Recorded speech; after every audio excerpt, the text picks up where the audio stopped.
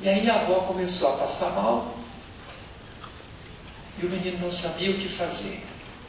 Então rezou pedindo a ajuda do anjo da guarda para vir tomar conta da avó. Foi a última coisa que ela falou. Foi caindo, as crianças começaram a chorar, minha irmã correu, teve um derrame cerebral, levaram depressa para o hospital e depois parece que teve um outro. Entraram em contato comigo, providenciei rápido uma viagem, cheguei no final da tarde daquele mesmo dia e os médicos nos chamaram, os meus irmãos, e eu disse: olha, foi uma coisa avassaladora, não sei quanto tempo ela vai viver, mas é realmente um prejuízo terrível cerebral. Eu me coloquei diante de Deus, fazendo um ato de entrega. Depois, quando eu já estava internado no hospital, e ali ficou, meus irmãos foram para casa, tinham cuidado dos seus filhos, era um hospital de religiosas, e eu ali fiquei.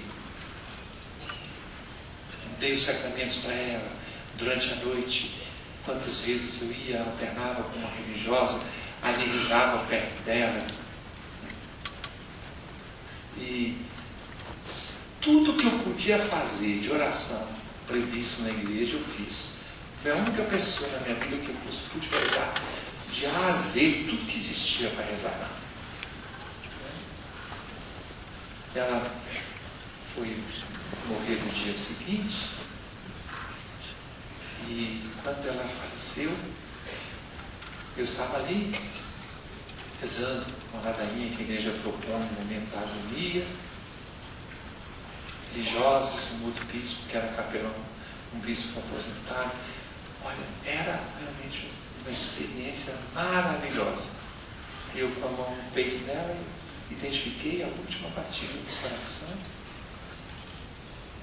e parecia-me que o Senhor me dissesse naquele momento: ela não está mais aqui.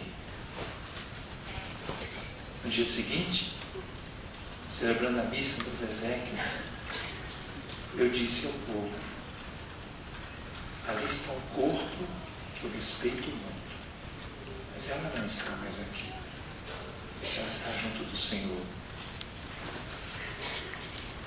O lugar para eu encontrar a minha mãe é onde eu encontro o Senhor, é no altar da Eucaristia. Santa Mônica dizia, antes de morrer, ao seu filho: a única coisa que peço é que se lembre de mim no altar do Senhor. Digo-lhes que foi das experiências mais profundas de comunhão com Deus, porque eu era chamada a fazer um ato de entrega, de plena liberdade. Conto-lhes com essa liberdade, mesmo sendo muitos aqui, e eu, a maioria, é claro, conhecendo nesta ocasião, mas se cria um clima de família, de cenáculo, que a pessoa se sente livre também para dizer as coisas pessoais. Eu experimentei o como, e fui a um caso extremo, que a perda ou a entrega da própria mãe, para dizer-lhes: não há situação humana que não possa ser evangelizada quando você se deixa conduzir pelo Espírito de Deus. O discípulo de Jesus está de pé diante da cruz, seja qual for essa cruz. O discípulo, ele cultiva o estar no cenáculo, porque sabe que ali o Senhor se manifesta. Depois que ele ressuscitou, não existem mais portas fechadas. Talvez aí dentro você diga assim: o senhor está falando isso, mas eu já supliquei por um milagre em muitas situações e ele não me atendeu. O movimento carismático católico não é o espaço dos milagres e das curas, mas é do milagre e da cura. da transformação interior que acontece, depois ele pode e faz muitos outros milagres. Mas o nosso não é o espaço do peditório. O nosso é o espaço do acontecimento da graça do discipulado, para poder dizer: eu vi o Senhor, e eis o que ele me disse, eu vi o Senhor. O Espírito nos conduz a viver desta forma.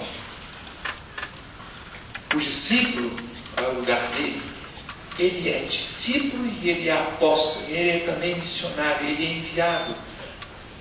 Já lhes disse que recebe a graça não para si, ele se deixa conduzir pelo Espírito, ele sai deste acomodamento, deste ficar parado em si mesmo. Não se trata a vida do discípulo de um fato individual apenas, mas é dentro da missão da igreja, de vida em comunidade. Por isso que o Senhor suscitou na igreja grupos de oração, comunidade na qual nós nos inserimos, e depois esses grupos inseridos na realidade paroquial.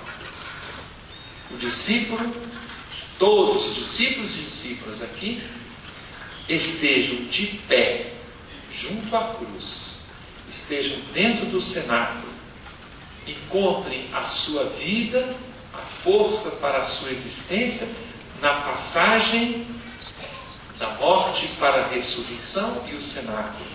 Este é o nosso lugar.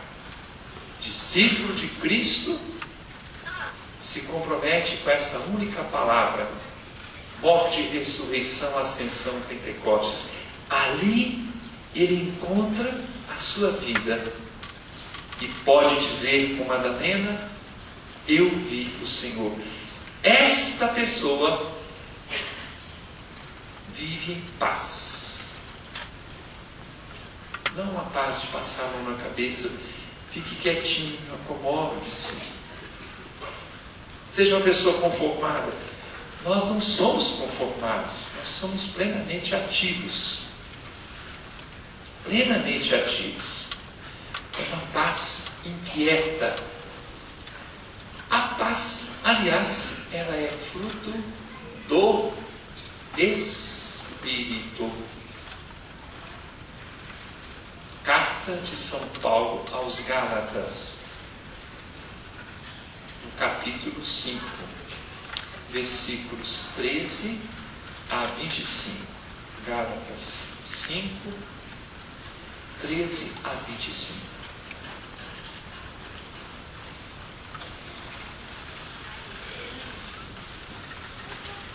Eu vos exorto: deixai-vos sempre conduzir pelo Espírito, nunca satisfaçais o desejo da carne.